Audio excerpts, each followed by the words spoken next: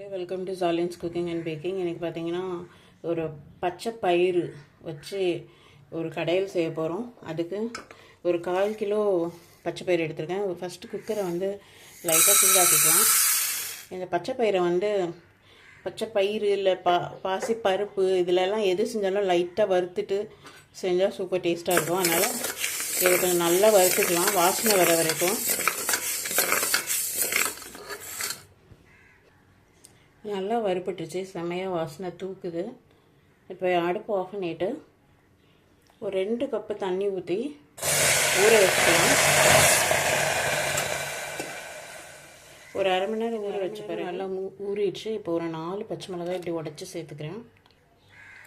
ஒரு 5 பல்லு பூண்டு, ஒரு 1 இன்ச் அளவுக்கு புளி, ஒரு பெரிய தக்காளி, சின்னதாக இருந்தால் 2 தக்காளி சேர்த்துக்கலாம். இதுக்கு தேவையான உப்பு இதெல்லாம் சேர்த்து குக்கரை மூடி ஒரு 4 விசில் வச்சு எடுத்துக்கலாம் ப்ரெஷரு. இந்த சைடு இதுக்கு இன்னும் டேஸ்ட் தரதுக்கு ஒரு பொடி அரைச்சிக்கலாம். அதுக்கு ஒரு 4 காஞ்ச மிளகா, 1 ஸ்பூன் சீரகம், ஒரு 2 டீஸ்பூன் வர கொத்தமல்லி, வெறும் கொத்தமல்லி. இதை நல்லா அடுப்பு சிம்மில் வச்சு நல்லா வறுத்து ரோஸ்ட் பண்ணி எடுத்துக்கலாம். இப்போ ரொம்ப ஃப்ளேவர்ஃபுல்லாக இருக்கும். இது கம்ப்ளீட்டாக நல்லா ஆறின பிறகு மிக்ஸி ஜாரில் சேர்த்து பவுடர் பண்ணுறோம். அப்புறம் பார்த்திங்கன்னா இந்த மாதிரி சூப்பராக வெந்திருக்கு. இதை ஒரு மத்து போட்டு கடைஞ்சிக்கலாம். இந்த சைடு ஒரு தாளிப்பு போட்டுக்கலாம். ஒரு பேன் வச்சு ஒரு 2 டேபிள் ஸ்பூன் அளவுக்கு தேங்காய் எண்ணெய் ஊற்றிருக்கேன். இது தேங்காய் எண்ணெயில் தாளிச்சா ரொம்ப டேஸ்ட்டாக இருக்கும். எண்ணெய் சூடான பிறகு ஒரு ஸ்பூன் கடுகு, ஒரு அரை ஸ்பூன் உளுந்து, ஒரு 10 சின்ன வெங்காயம் இந்த மாதிரி பொடியாக வச்சுக்கிட்டேன், அதை சேர்த்துக்கிறேன்.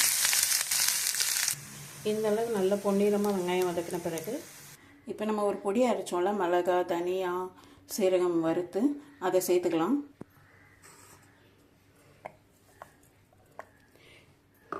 சேர்த்து நல்லா கிண்டி விட்டுடலாம். இப்போ இந்த தாளிப்பு இதை வந்து இதோட சேர்த்துக்கலாம். இதோட சேர்த்து நல்லா ஒரு கொதிக்க வச்சுக்கலாம். அவ்வளோதாங்க, சூப்பரான பச்சை பயிறு கடையில் ரெடி ஆயிடுச்சு. இது சூடு சாதத்தில் போட்டு நல்ல ஒரு காரசாரமான side dish like chicken gravy, fish fry இல்லை முட்டை ஃப்ரை வச்சு சாப்பிட்டா சூப்பராக இருக்கும். நீங்களும் கண்டிப்பாக ட்ரை பண்ணுங்கள், உங்களுக்கும் கண்டிப்பாக பிடிக்கும்.